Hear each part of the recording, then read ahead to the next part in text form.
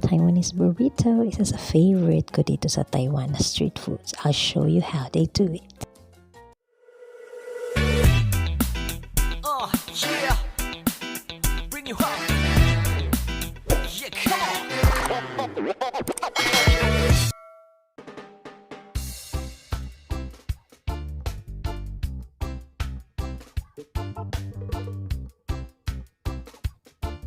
Ayan, sila na po yung gumagawa ng kanilang sariling pang balot.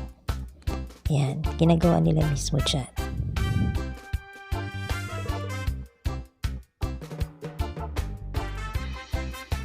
Ayun, at yan yung karne na nilalagay din nila doon sa loob ng nilalagay nila sa loob ng wrapper. So, meron din silang binibentang yung karne lang mismo. Kasi sila lang din mismo ang nagtimpla niyan. So, at yan naman yung mga boiled mixed vegetables. Halo-halo yan na pechay, minsan cabbage with string ng carrots. Ayan, binoboil lang siya. At meron din siyang kasamang toge.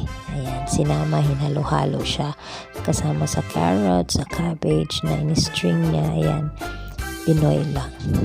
Boiled.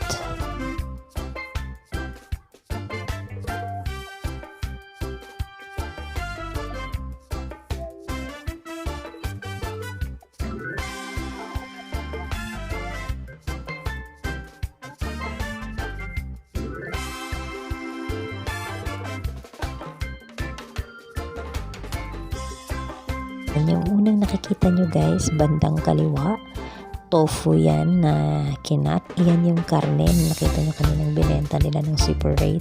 Ayan, nilalagyan nila ng karne na kanilang sariling timpla. Tapos ayan, yan yung dahon, yung parang pampaamoy. Dahon siya. Tapos parang peppermint, parang ganun. Tapos yung katabi niya, yung parang konti na lang. Itlog yan guys na pinaray siya na parang winatakwata na parang siyang crunchy na siya. Kind of way of cooking an egg, pero egg talaga yan. Yung nasa bowl naman na inano niya, yung parang nandun sa bowl na nakalagay, may ini-sprinkle din yan, yung bowl na yan.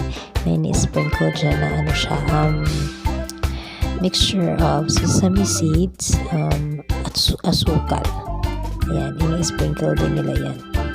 Yung pinakahuli na lagayan na yan, radish yan na niluto lang nila, parang fin-fry nila.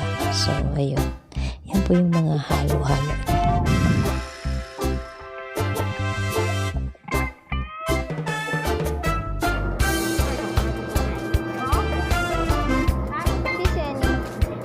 Ayun. At nakabili na ako guys. So, see you again.